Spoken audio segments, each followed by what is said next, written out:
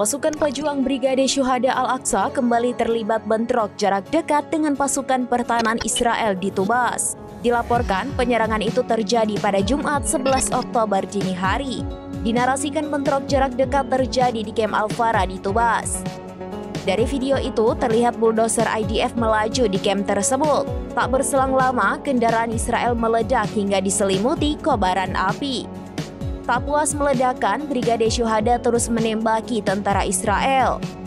Selain itu, Brigade Mujahidin kembali merilis video yang menunjukkan pasukannya menyerang tempat berkumpulnya tentara Israel di Jabalia pada Kamis 10 Oktober 2024. Dalam video tersebut, sejumlah pejuang Brigade Mujahidin tampak menembakkan lusinan mortir.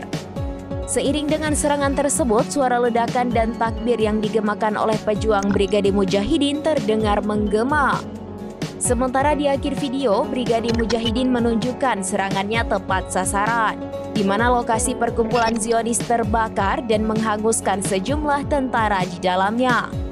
Dalam keterangannya, Brigade Mujahidin mengatakan membom kumpulan tentara musuh Zionis dengan mortir kaliber berat di poros kemajuan Jabalia dan menghasilkan serangan langsung.